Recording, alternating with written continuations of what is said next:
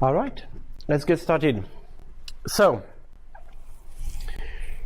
today's lecture is going to be on the Java collection framework.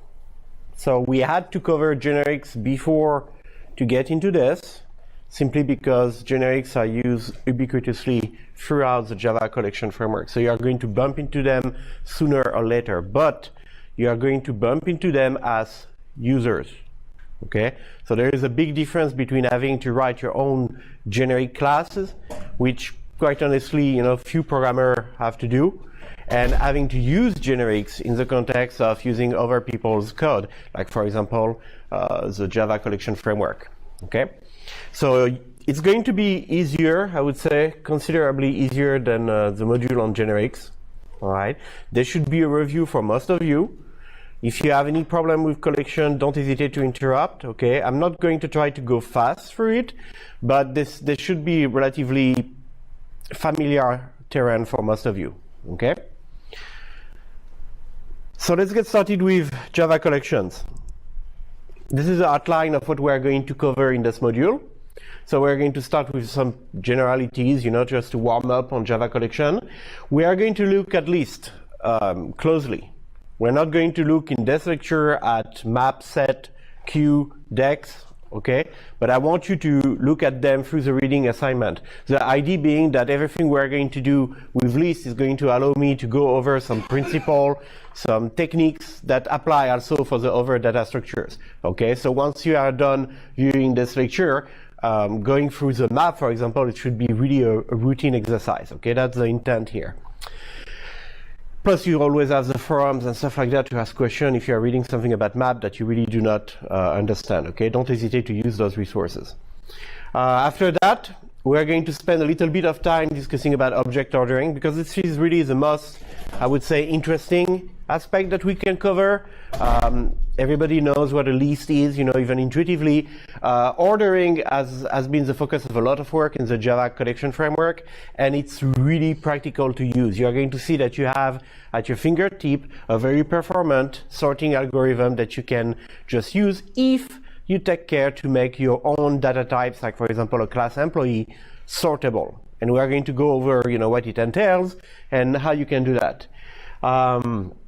So not to spoil it, but what it entails is going to be either implementing an interface, a comparable interface, or using something called comparator objects, okay? And the latter brings a lot more flexibility, actually. We are going to review that again once we cover streams and functional programming in Java, okay? But this is, right now, for this lecture, this is just a good old-fashioned Java, old-school Java style of ordering, sorting, and using collection. And then we'll finish briefly by just a quick overview of the algorithms that are available in the Java collection framework, so you do not have to re-implement the wheel. So readings for this module. Chapter 7, collection. That's easy to spot that this is relevant to this lecture. We are going to skip section on views, even though I'm going to cover a little bit of view, at least one type of view to give you an idea of what it is, okay? And the section 7.5 on lover collection, which includes things like property files, we are going to just skip. Recommended reading to supplement the former, and this is what the slides once again are based on, the Java tutorial from Oracle. Okay, I really, really recommend that when you review the slide, you follow this, okay? Two important notes about this lecture. We adopt the point of view of an overview, okay? So we use list as an illustrative example. I still want you to read about maps, sets, queues, at the very minimum, okay? So you're going to see that this is included in the reading assignment, but I'm reiterating it because I don't want somebody to completely make the impasse, on maps, sets, and stuff, and then come to the exam and say, well, there is a question about a map. I'm not going to dig, into the arcane knowledge about map, set, and queue, even though there's not really much there, to consider arcane knowledge. But I might actually use, for example, a map in a question, because it's going to require the same knowledge of generics that what we cover with list, and it's going to require the same logic, the same, type of API that we see with list. Okay, so don't let that throw you off. Okay, I'm not going to try to trick you with those data structure. It's just that you need to be able to adapt a little bit to things that are not exactly the same than in the slides. Okay, all right. So I want to make that a fair warning and really like flashy. I should have made it blink, I guess, but yeah, have the time for that. Another thing that is a warning about this lecture, things have changed in Java 8. Java 8 was a major release of Java, actually. This is where Java functional programming really came into what it is known as today. In comparison, for example, what's being released on Java 9 seems less, significant. But this had also a tremendous impact on collection. So as I already mentioned, we are going to take our first stab at collection. It's going to be 1 or 2 sessions, no more, okay, covering the topics I already outlined, and we are going to do it old school.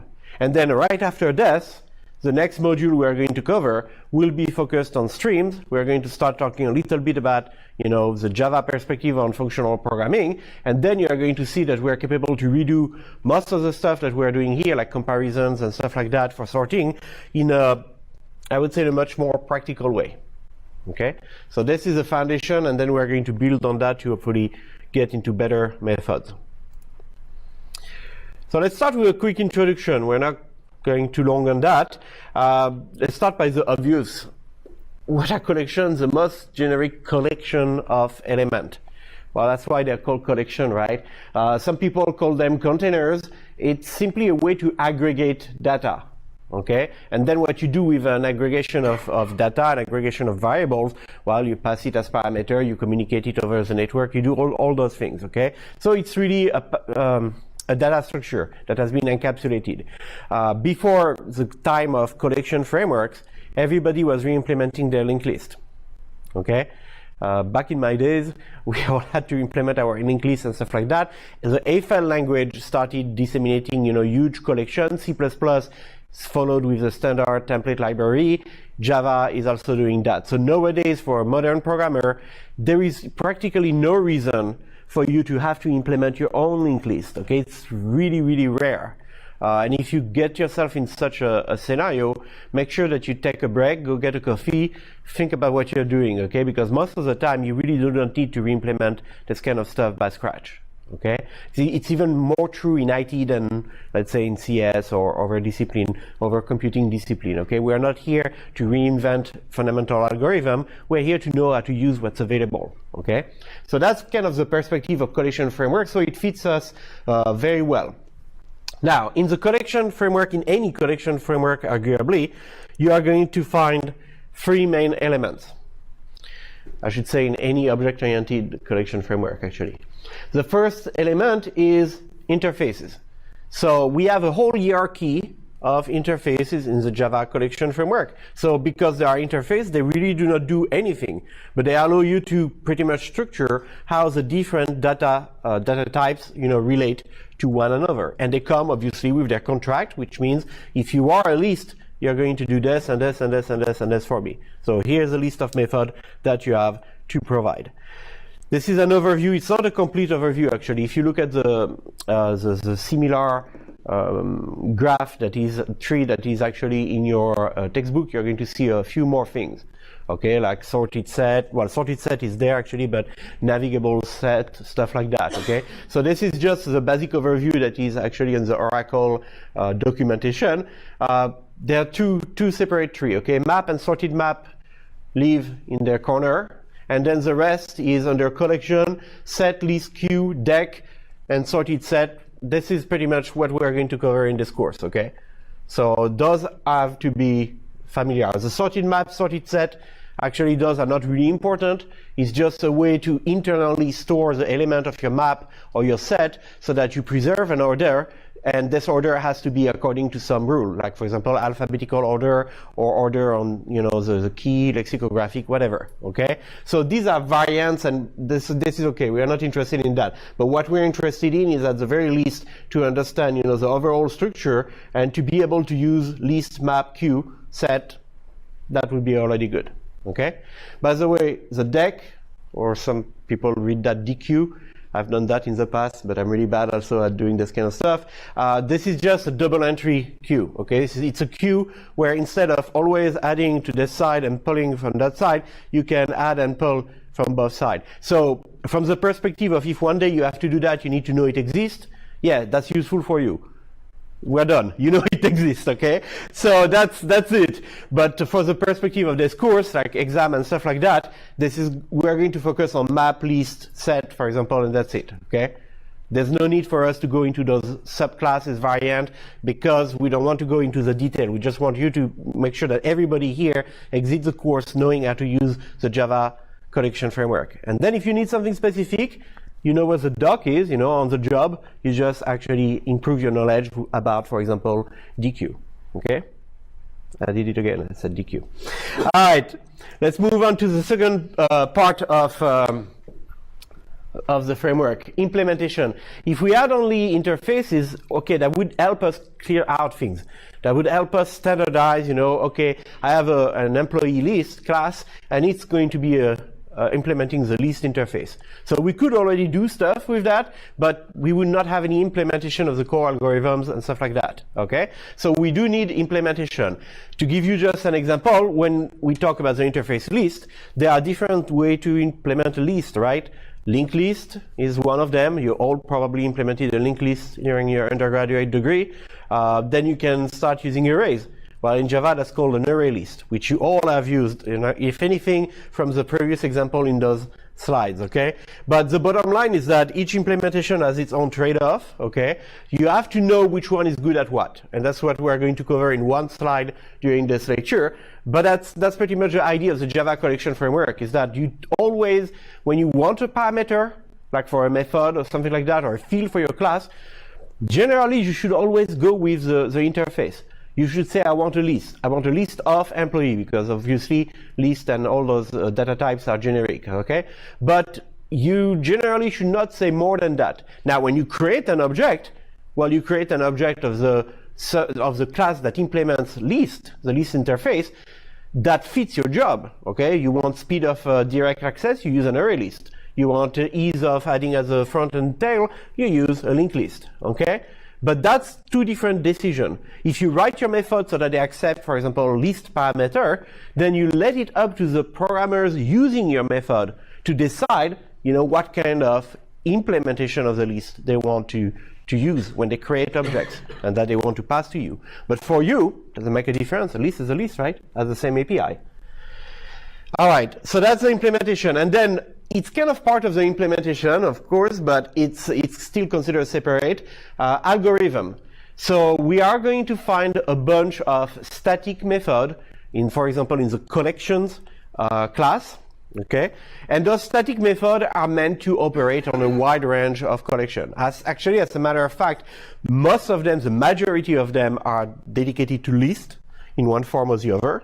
Okay, but some of them are capable to work on different actually data sets, so they implement very generic features, you know, like sorting algorithm, stuff like that. So every time you need one of those fundamental algorithm, your first move should go to the collection class and check if it's not already available there. All right? Do not re-implement things that already exist. So the first thing we're going to start to do with collection is creating them. All right, and the only thing that is actually, I should say, remotely interesting here is that we can use that step of creating collections as a way to convert from one collection to the other. Okay, not only from one collection to the other, but also if we have a regular array of elements in a program, well, we can convert that array of elements, you know, into a proper collections. All right, so let's take an example here. We have a collection of string, C. So that's the most generic that you can get, okay? If you want to have like a bunch of string, defining C as a collection of string means that it could be almost anything, except the map and the sorted map that are on their own, you know, inheritance tree. So let's say that we create such a collection. We are going to have example of that, but for now, let's not go into the detail of the syntax. Let's just say we have a collection of string. So it could be a list of string, for example. And then I want to convert it. So this is how you do it And actually, there's not much difference between Java 7 and Java 8. We already covered that. That's the diamond operator. This is how you do it. You define your list of string variable list, okay? And notice that, again, we go with the interface, okay? We always code to interface if we can. And then we create an object of class ArrayList, which is an implementation, the specific implementation of a list we want to use. So Java 7, you have to re-specify the type parameter. Java 8, you use a diamond operator. And then this is an important thing for us. We pass the collection as a parameter. So if we can pass a collection as a parameter to the constructor, that means we can pass a deck, we can pass a queue, we can pass a map, not a map actually, we can pass a set, we can pass a list, okay? So all of those are going to be converted into an array list for you. So sometimes you just want to go from a linked list to an array list or vice versa, okay? Sometimes you just want to take like something completely different and convert it into a list. Well, all the constructors are going to allow you to do this kind of stuff. So, yeah? Sorry, let me go back. Okay. What is C? It is a collection, right? So C. C is a collection, yes. So while like declaring collection of C, you define is equal to new, then what? Then you create your object. Of what? Because collection. Whatever you want. For example, you could create a list, a linked list. So what, like, a list is a part of a collection, right? List is an interface that is part of the Java collection framework. Yes. Yes. Correct. So while we are passing a C at the end of the list. Okay, so let's rewind a bit because I'm not sure I understand your question. We say the variable C is a collection of string. So C could hold a reference to any collection of string. Okay? Like a queue of string or a list, an array list of string or a linked list of strings. Okay? Concrete implementation. So what we are going to see in the next slide on the right side of the assignment is how to create actually concretely those collection. For now, I just put new ... meaning I don't care. I don't care what kind of actual implementation of a list or a set or whatever you use to create a collection. I just know it's a collection of string. Okay? And then I can pass C as parameter to the constructor in my examples, because I have a collection, right? And I want to convert it into, in this case, an array list. So let's say that instead of those ... we create actually an object that is actually a list, and more specifically a linked list of strings, and we put like a few names inside of it, okay? Then I pass that to my constructor, and my constructor, my array list constructor, is going to take this linked list, and is going to create a new object of class ArrayList, which is a different implementation of the list interface, and put the data into it. So it's just that we use constructor both to construct new object and to actually convert them from one collection to the other, or as I mentioned, convert, for example, things that are inside a regular Java array, an array of string, okay, into, for example, an array list of string. Does that make more sense? Yeah. Okay. The C is an object. C is a reference variable that holds a reference to an object. Okay, so like if I make a change in the linked list, will that be making a change automatically in the array list? No, it's not right through. That's not the purpose here. The purpose here is to create a new object. So you're going to treat that object for now as if it's something completely different. Okay? We are going to go back later into views and stuff like that allow you to have this kind of right-through behavior. But for now, like when you use this, when you create that kind of object to convert, assume it's a copy conversion. Okay? Good question. Everybody on board with that? So far, so good? All right. So, what can we do on collections? And this is going to be the very, very basic stuff because it applies to almost any collections, okay? So get the size, how many elements you have in the collection. Not too difficult. Test if the collection is empty, which we could do ourselves based on the size, but we have a method provided for that. We can test if our collection contains another element that we specify. We can use an iterator. So we are going to do a little bit more with iterator, obviously, because that's actually the one part that is that is really, really interesting. The rest is basic stuff. You've seen that in other implementation of collections elsewhere. Iterators are interesting. And then we have an add and remove method. They do pretty much what you would think they would do, okay? They work both in situation where you have a collection like a list that allows you to have multiple copies of a given element. So for example, an employee record, okay? So you have twice the employee record for John Smith in your list. When you use set, of course, a definition of a set is that it doesn't allow duplicate, okay? So that's going to adapt. Depending on, you know, whether you call add on a list or a set, it's possible that actually what you're trying to add is already there in the set and therefore is not going to be added again. You are going to, not that does method, add and remove, return a Boolean. So that's interesting actually. The Boolean is going to tell you whether the element you were trying to add, for example, was actually added to the list. And it's going to tell you whether the element you were trying to remove was actually removed from the list. So most of the time it's okay, people get that, move on. A few times I've had students ask me, you know, why this happens? Why do we have a Boolean value? If I try to add something to a list, you know, yeah, I'm asking you to add something to the list. You should add something to the list. So just to double check, why, for example, when we remove, do we need actually a Boolean value to get back to us? Any idea? Can you imagine a case where that would happen? Where you would want to check actually the Boolean, I mean? Yeah, go ahead. One example I cannot know, but yeah, you need to check was the element in the collection or not. Yeah. So it's obvious that the Boolean will include. Yes, so the thing was, okay, maybe you want to check if the element is in the collection or not. So you call remove, and if remove tells you true, that means the element was that. But we do have also contain, right? We have like other method that we could use to test. The problem with remove is that if you do that to test if an element is there, it's destructive.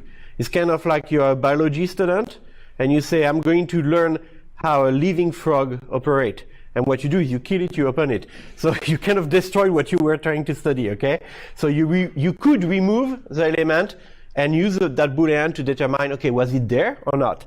True, but that's generally people don't use that for that. Any other use case you guys can think of?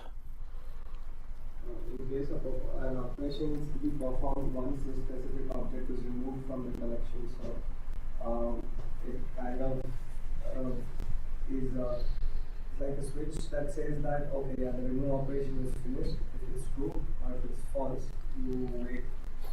Well, okay, so if I understand correctly what you're saying, okay, we are calling remove, we are going to know it's finished because we get that Boolean, and then we can inspect the Boolean true enough.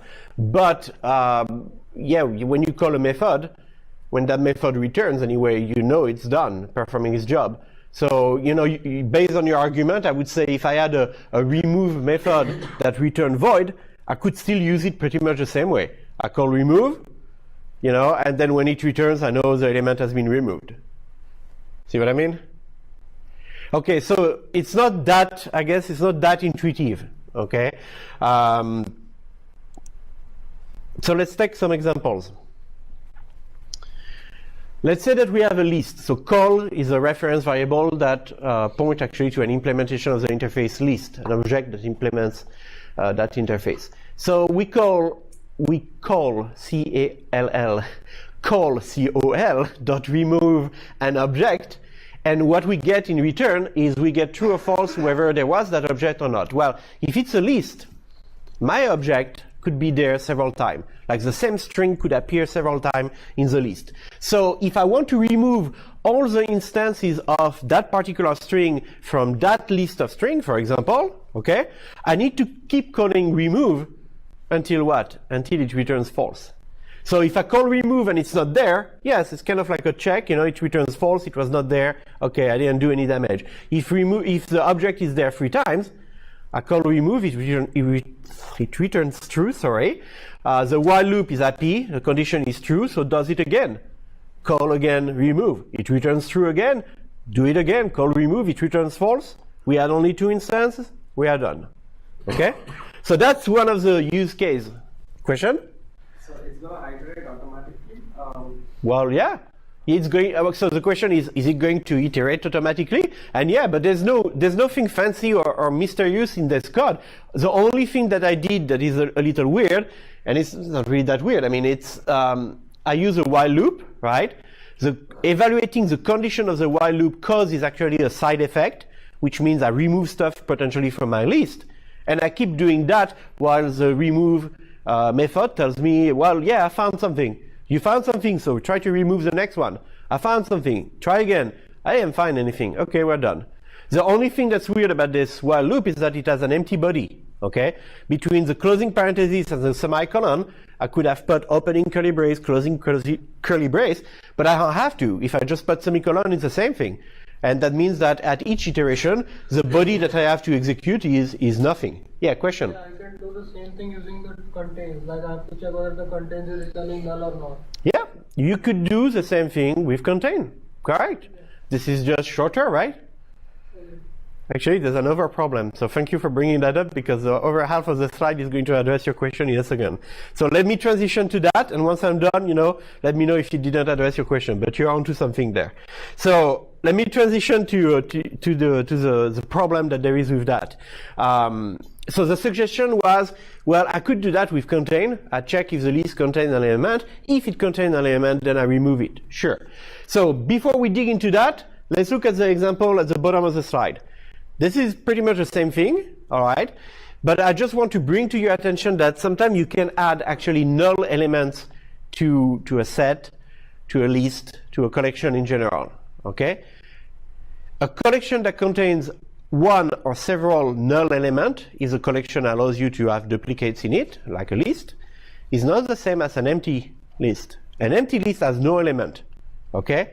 A collection that contains a null element, that just means that one of its reference to an element, instead of pointing to a real object, points to actually null.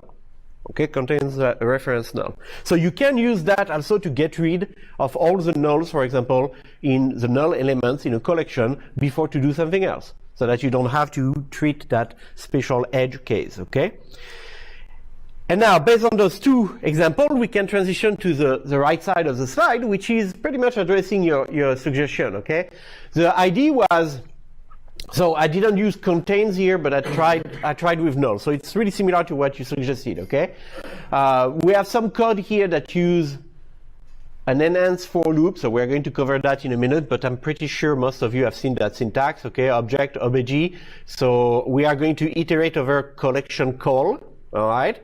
And every time we iterate through this for loop, the obj variable is going to reference the next object of the collection, okay? So, all right, of the collection call. So that's the syntax, but we're going to go back on that in a few slides. And then what we do here, we say, okay, if my next element in the collection is null, okay, so null reference, if it's not null, then I do something with this object. So I call a method, work on it, no problem. All right? And the idea is that this is the same thing than if we were trying to remove nulls, right? And we were using contains to check if there was an element, and then remove it only if the collection contained that element. So we can remove this we can simplify this, by this kind of statement, where we get rid of all the nulls beforehand, and then we are calling our method do something with object, knowing that we are not going to encounter a null object, so we are not going to have this method raise a null pointer exception. Okay? All right. So similarly, so why does remove return a Boolean? We went over a few examples. What about add? Can you think of use cases where it's useful actually for add method to give us true or false, and we can check it and do something meaningful with that? Like duplicates, if there is duplicate, it return false. I'm not sure by documentation. True. It return false if there is already element like this. Okay, so the idea is, like if I have a set, for example, okay, I don't allow duplicate in that collection. I try to add an element that is already in the collection. Well, add is not going to add it again, because it's already there, so it's going to return false. So I can use that to detect if an element is already in a collection. Again, it's a little intrusive because let's say that you really didn't want to add, you wanted just to test if it's in the collection, then you would be better off using contains, okay? But other than that, yeah, it's going to tell you actually if it was there or not. Can you think of, well, actually that kind of like piggy ride on this remark. Can you think of collection where actually it's really kind of useless for me to get a true or false out of add? He mentioned sets. Yeah, sets, that makes sense. At least I can do something with it. For list it always will add elements, so it's Yeah. always will be true. Array list, linked list, should not have any problem. The only problem we could have is if it's a bounded size collection. If you said, you know, I have an array list and for some reason you limit the size of the array list, then yes, you might actually benefit from knowing when trying to add something returns false because that means the list is full. But other than that, you know, you're fine. You keep adding to a list. So sets, yes, it makes sense. List, not so much. So, okay, let's go through a few bullet items here that are going to sum this up. So arrays, any sort of array list, actually array, not really useful, except if it's fixed dimension, which is going to be the last bullet item, which is, okay, you have a bounded collection, totally different, then there might be a benefit. For the set, yeah, that might be used to test if an element is already there, but we have contains also, so it's kind of redundant. So let's take a look at an example here. Again, that goes back to your question, so this time we are going to finish it up and address it fully. So the original question from the previous slide was, you know, if I have contains, I can use contain and then decide to remove based on contain. So I can do it pretty much with an if statement myself. I don't need, you know, to use the add and remove boolean to do those things. Sure. So we could write something like this. If, and we call set.contains item. So we have a set variable that hopefully, you know, points to an object of one of the class that implements the interface set. And we call contains to check if an item is actually already in the set. If it's not already in the set, we add it to the set, and then we can call a method item was added. I don't know what it does, but it's just doing some work assuming that we successfully added the item named item to the set named set. Okay? So that's, none of you should have problem with this code. If you do, ask question now, okay? Is it a good style of programming to have side effects in if and while? Okay, so the question is that, is it good style of programming to have side effect in if and while? Define good. And what you have in mind is functional programming, so you are biased, get out of here. But yes, the problem is when you start writing code like that, it's true that it can get really tricky, okay? It's a common bug the first time you learn to program, you know, when we want to check if our students really understand how a while loop works. We use the kind of code that I had like 2 slides ago showing you, right? We try to put side effect in the condition because yes, it's allowed. So that means if it's allowed, some programmers are going to use it. We need to make sure you understand, you know, how does side effect happen so that when you read code, you don't overlook it. But then the other approach to doing things, you know, like this is to say, don't allow programmer to write that kind of nasty code. Okay, let's adopt a different programming style, namely the functional programming style. And it indeed tries to limit. I mean, if you talk about a pure functional language, you don't want side effects at all, okay? But it's kind of like a mental discipline. You have to get used to it, honestly, because most people still start learning, you know, with imperative programming language. But if you get used to that discipline, yeah, you look at all those algorithms completely differently, and you try to avoid those nasty little side effects that trigger when you are just supposedly checking a condition, okay? So I kind of like worked around the question because I don't want to get in that debate, but yes, there are better ways definitely to write this code so that it's more readable, easier to maintain, easier to, you know, to understand and pass to the next programmer. But for now, what we're going to do is we're going to just take this, and instead of making it better by removing side effect, we're just going to like put all the side effect in a method. So here's the suggestion on how to improve things. Instead of calling contain and then, you know, if the element is not contained in the set, then I add it, I call set.add, because my intent is to add it. I know I want to add it if it's not there. So I don't want to just test contain. I really want to add something if it's not there. So the add method in this case allows me to do that in one step. So we didn't save any tree. We didn't do anything, that's going to help the climate or anything. We just shortened our code by one line, by one method call. So if it was only about that would not be a big deal. Okay, that would still be probably better in some definition of better, but it's really not a big deal. The big deal is more that when you look at the code in the second version, this code is actually thread safe. So remember when I kept telling you, do not reinvent the wheel, do not re-implement your own linked list. Why? Well, because it's tedious. Because you have a chance to make a bug, and then deal with that bug later in 2 months when everybody forgot that they are using your version of a linked list, okay? So it's better to rely on things that have been developed by experts, that have been reviewed by thousands of people, always, okay? Code reuse is good. But in this case, it means also that the Java Collection Framework developers have put a lot of time and effort into ensuring that their collection would be actually nicer when playing with concurrent programs, okay? And again, nicer is a subjective term, but bottom line is that if you have to reinvent a linked list, it's bad enough.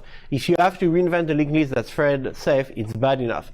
In this case, the fact that you use 2 method calls like this means that you could be descheduled in between the two. In between the call to set contains item, your thread of execution is descheduled, another thread is scheduled to be active, that other thread is sharing the set with you, and that thread actually just added the same element that you have in item to the set. And then execution comes back to your code, resume as set.add. This is a base of a race condition, okay? So we have like 2 Java threads that are manipulating set. You thought the set didn't contain item, but then you get frozen, another thread works, it adds item before you have a chance to, then you come back and your code is completely wrong. Because now you're executing the part of the if that's supposed to execute only if the set doesn't contain the item, but it does. Okay, so in this case, that would not be tremendously detrimental. Okay, that's one of those silent bugs, like there are probably millions of them in any real project. It would not be that bad because set.add, it's still going to actually just return false. But you see how we're starting to pile nasty stuff, right? We open the door for a race condition, first thing. Second thing, we use set.add, which returns a Boolean, but we don't care. Why would we care? It returns a Boolean. It can say whatever it wants. I'm going ahead. So you ignore the return value, so you don't even detect after the problem that there was potentially a race condition or a problem. So this is how you build bad code, actually. And again, the beauty of it, because there's some beauty in the nastiness. The beauty of it is that this code works. Okay? It works until somebody is going to say, oh, you know what? Like in 6 months, I need to call something before to set.add. And because I'm in the if statement, I can assume that your set doesn't contain item. So right now, when we write this code, we can make it work, even though it's really bad code, okay? But then, because of all those things that are pending, those little bit of strings that are just holding by duct tape, somebody's going to modify this code, and then it's going to be a problem. And this person is going to look at their modification and say, I didn't do anything wrong. I called the method assuming the set didn't have the item. It doesn't have the item. I'm in the if statement. They didn't know the code was going to be parallelized at some point, made concurrent, okay? So they didn't do anything wrong. You didn't do anything wrong because you are passing all of your unit tests, okay? You can show your boss, all my unit tests are green. I'm good. Hear that? Okay, so this is the thing with programming. It can get really tricky, and those are the interesting part when you learn a language. Always try to break things. Okay, we are lucky. We deal with computer programming. If we break them while we learn, while we practice, we're okay. If we were in a chemistry class or if we were doing nuclear physics, I would not ask you to have the same attitude toward things, right? Go and play with this particle accelerator and try to break the universe, right? No, we will not do it differently, but we are lucky because we are working in the virtual. So use that to your advantage. Never be shy to play with those examples and really break them. That's how you're going to learn, okay? All right. Moving on. So we saw a bunch of basic methods. There's another category of basic method, which are the methods that operate on entire collection. So you'll notice that the parameters for all those methods are actually full connection, and this is why we studied generics, because now we have to deal with the generic syntax. Okay, so again, those methods, for the same reason, I'm not going to go over each of them, but for the same reason, they return a Boolean, and yes, the use cases where it's going to be relevant are going to be very similar to what we covered before. Okay, so contains all, the names are pretty explicit. Okay, you check if you check whether all the elements in that collection that's passed as parameter are contained into the collection on which you call contains all. Okay, and again, true false is returned. Add all, same thing. You take everything that is actually in call and you add it to the collection on which you called the method add all. Remove all, same thing. Return all is kind of the opposite of filtering. The idea is that you are going to only retain those elements in the target collection, so the collection on which you call the method return all, that are also in call. So call is your list of things to keep. Retains all mean get rid of everything in that target collection except what is in call. All right. And then clear, which removes all the elements from a collection. Easy enough. We talked about using constructors for creating collection out of arrays, out of a bunch of things. Okay. There's one more thing I need to do to cover regarding the conversion between arrays and collection. Okay, so it's this method here, toArray. So in its simple form, let's say you have a collection C. So again, I do not care what type of collection. Could be a list, could be a set, could be any implementation of list or set. I call toArray. It's going to return to me a reference to a new array object that contain all the elements of the collection. So if it was a collection of string, it's going to be an array of strings. A regular Java array, plain array, not a collection array list or something like that, okay? So in this case, I assign it to an array of object because I want to be writing bad code, actually. In the second example, I know it's actually in my collection strings that are held, okay? So what I can do a little better than the above line. I can tell actually the toArray method, I want you to return to me an array of string. And the way you are going to do it is a little funny, but you can, maybe some of you can smell metaprogramming behind this. Because I give actually an instance of an object as parameter. And the data type of that object is what really I want toArray to know about.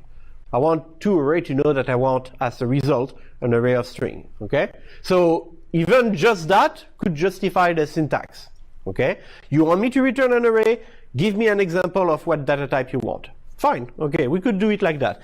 There's a little bit more to that story, actually. The toArray method is going to apply this little if statement algorithm, okay? Tiny algorithm to determine what to do with your parameter. So you have multiple use cases, all right? You can say, for example, I'm going to call toArray with a new string of 0. So that's interesting. I create a new array of string object of size 0. That's really useful, right? Well, the only thing that's useful about it is that it tells me it's a data type, okay? It's an example, it's an instance of a data type, it's an array of string. Question? So this second line is just a problem of generics, yes, in Java. Okay, say that again. The second line you're referring to this, right? Yeah, because as I understood, generics are not good enough in Java, and that's why we need to specify a string again, because we have string in the collection. Yes. Yes, so the question is the second line here on the slide, the one that says c.toArray of new string 0. The only reason for which I would have to resort to metaprogramming and pass actually an instance of an object just so that I can know the type of that object in my method is because of a weakness of Java generics. Yes, more specifically, it's because of our friend type erasure. Okay. We could infer, that you want an array of string, blah, blah, blah. Yeah, we could, except that at runtime, all this information is gone. So that's why sometime you are going to see a few examples of code in those lectures where we pass we pass an object, or we pass directly the class object that represents the data type, and it's a workaround the fact that we lost, the information about what is the type parameter, the type argument actually during runtime. So yeah, good remark. Back to this. What are we doing with this parameter? So if I have an empty array, an array of 0 elements, yeah, okay. All I can do is use the data type, okay? So that first if statement here that says if the list fits in the array specified as parameter, so the list would be whatever list I have, referred to by this collection variable C. So if the list fits the array, that's going to be false with this example, because my array is of size 0. So except if I have an empty list, I guess, but that's kind of like a weird case. So I would jump directly to the else, and what I do is I return from the toArray method, I return a new array, and I determine at runtime the type of this array to be the type of the parameter that was passed. Okay? So we know how to do that. Give me an object, I can get its class, I can look up, this kind of stuff, create another instance, and so on and so forth. So that's what's happening with this line of code. But I could have passed actually an actual array that is big enough to contain my list. All right? So let's say my list referred to by C as, 50 elements. So if I was creating a new string of even 49 here, up to 49, that would not work. I would still go back to the else at the bottom of the algorithm. But if I pass a new string of 100, an oversized array, then we are in business. Okay, so this condition here becomes true.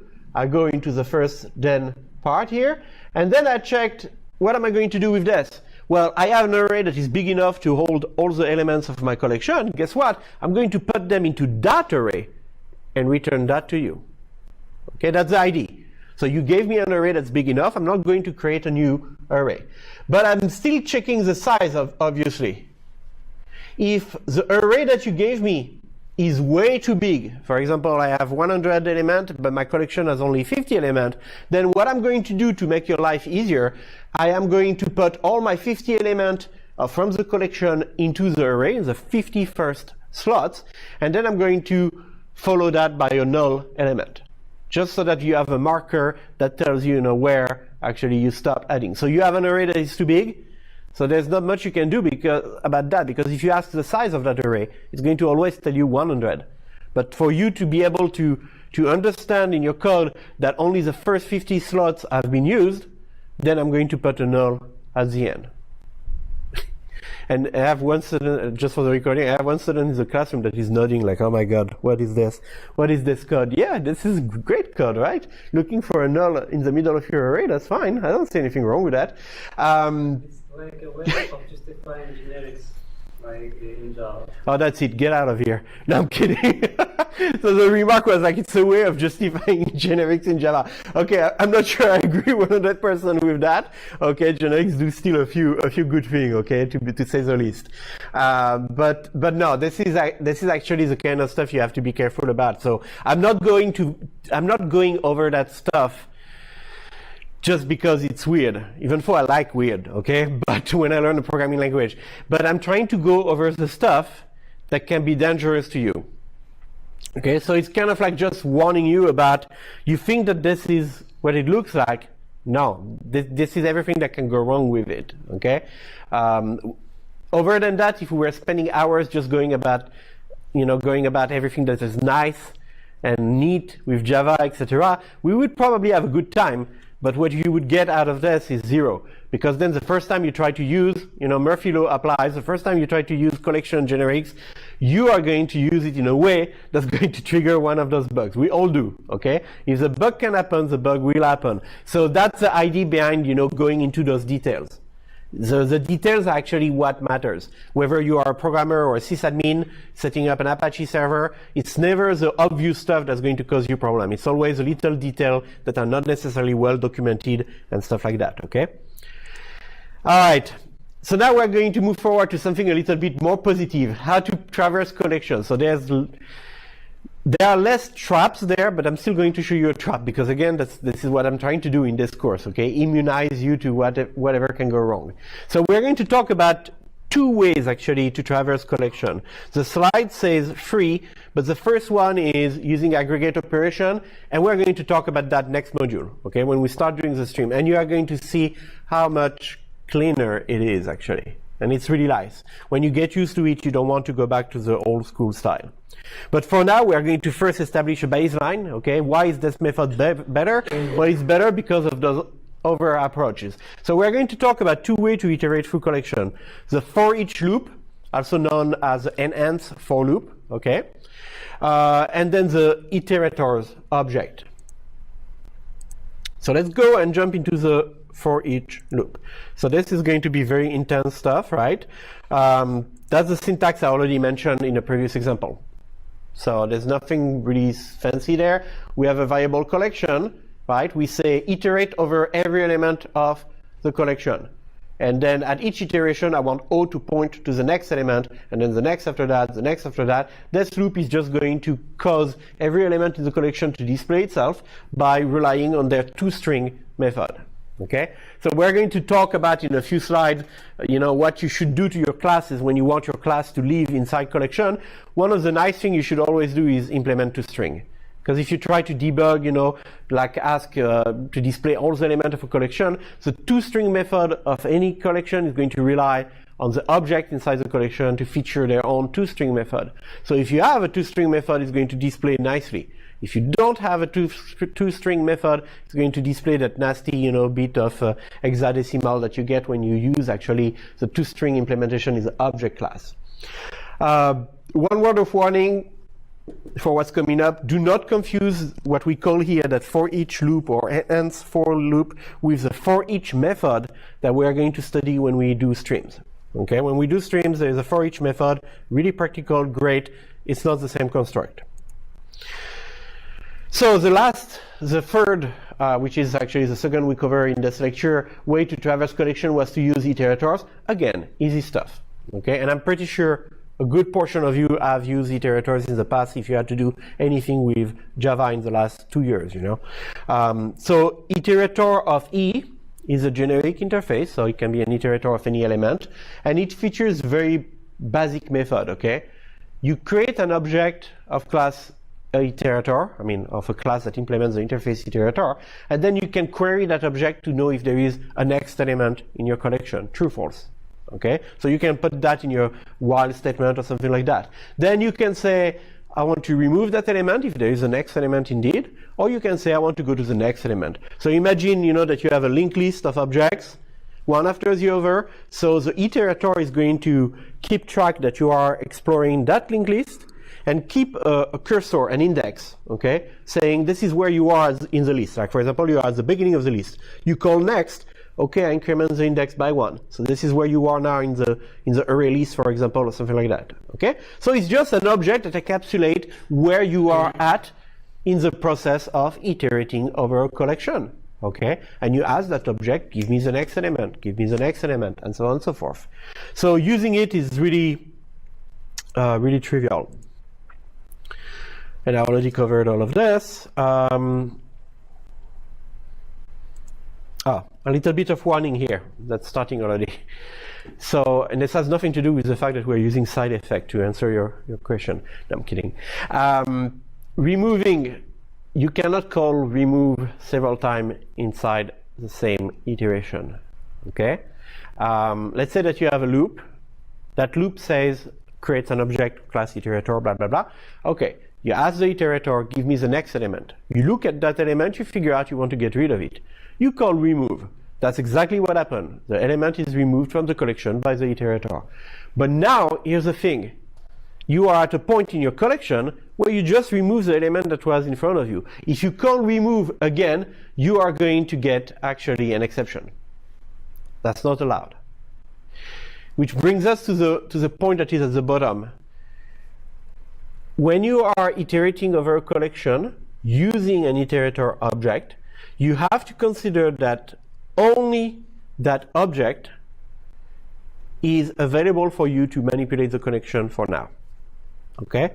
It's the only safe way to deal with the collection while you are iterating over it with that iterator object. Okay? So we are going to see an example of slides where we try to do multiple things. We try to use the remove method, and we try to also access element of the collection with index. And you are going to see that it goes wrong immediately.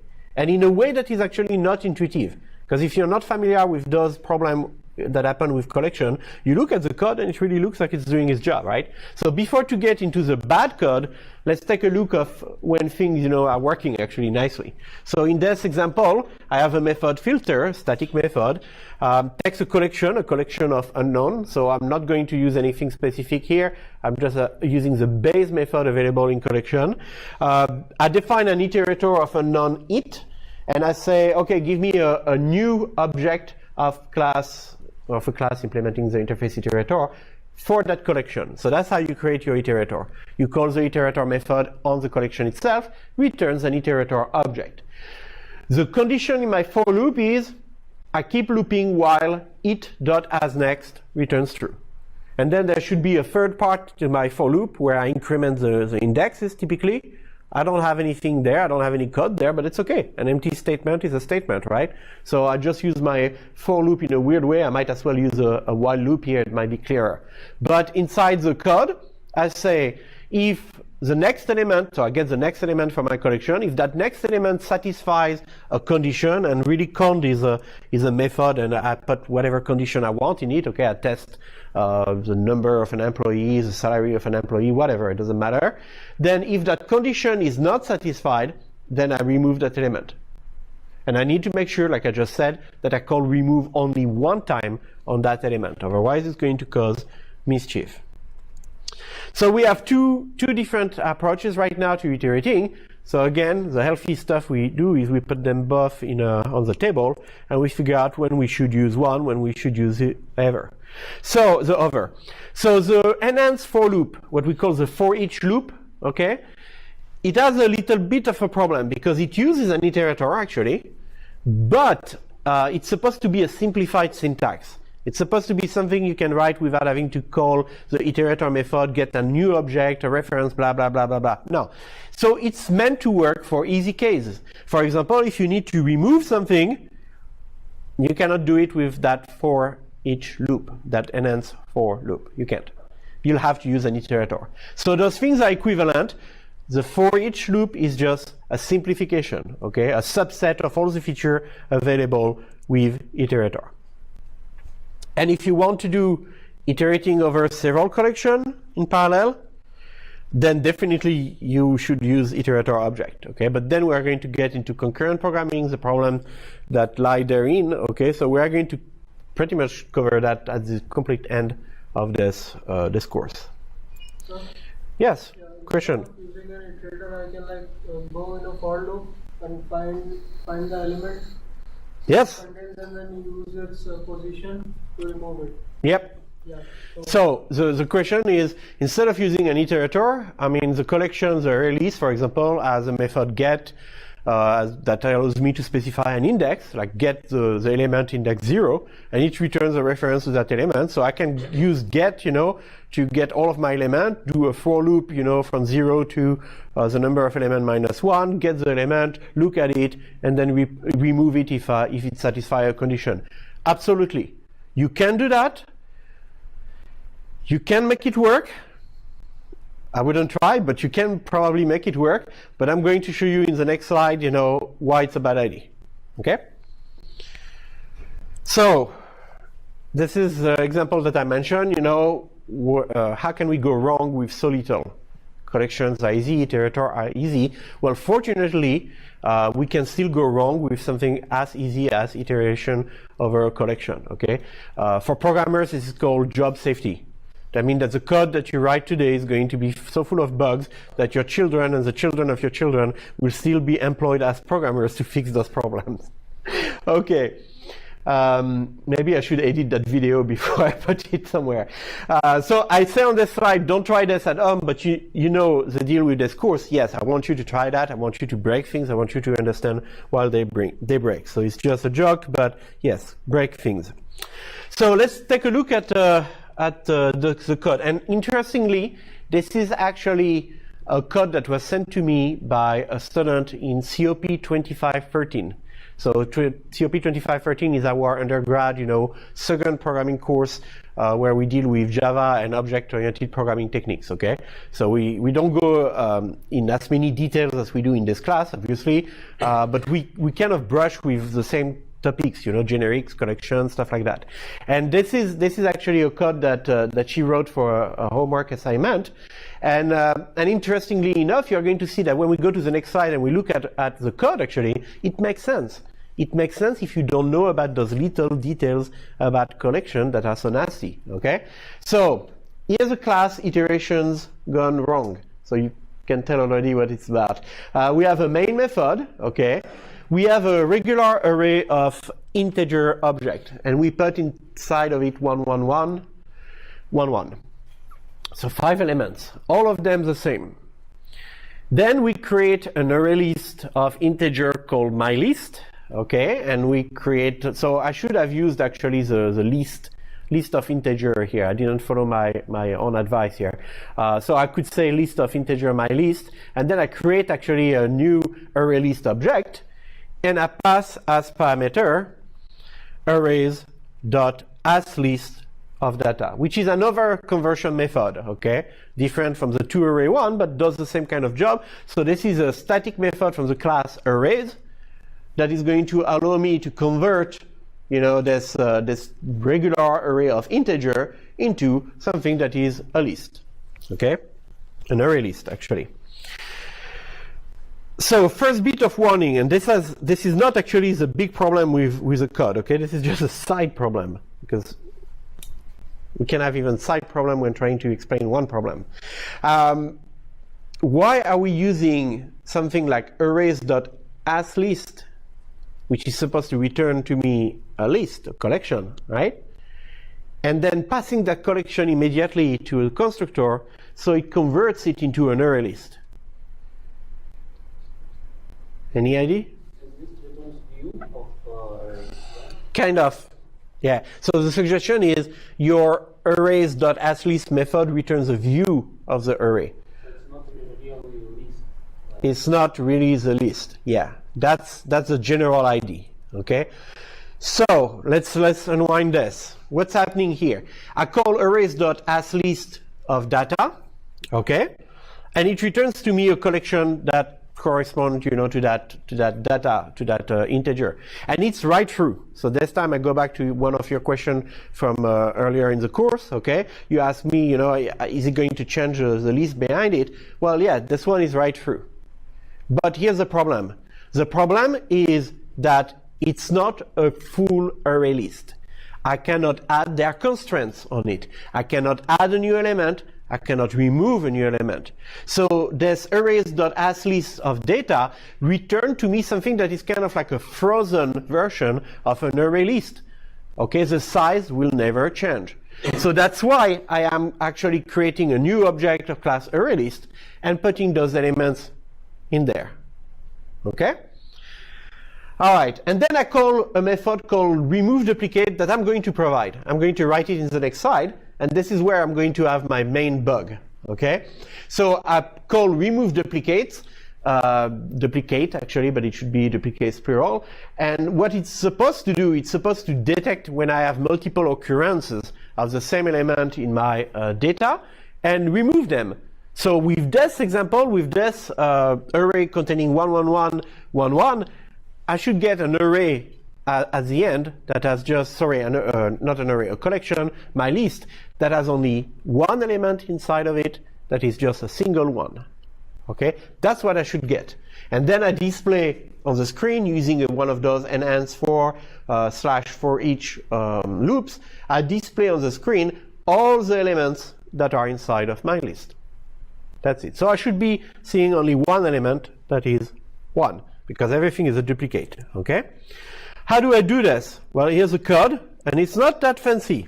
Okay, and it's using your suggestion. Why can't I use indexes? Well, you can use indexes with collection. We have method to do that, but you have to be really careful.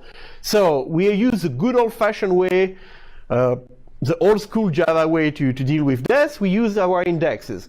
So we have a first for loop, that go for every element of the list, using indexes from 0 to list size -1.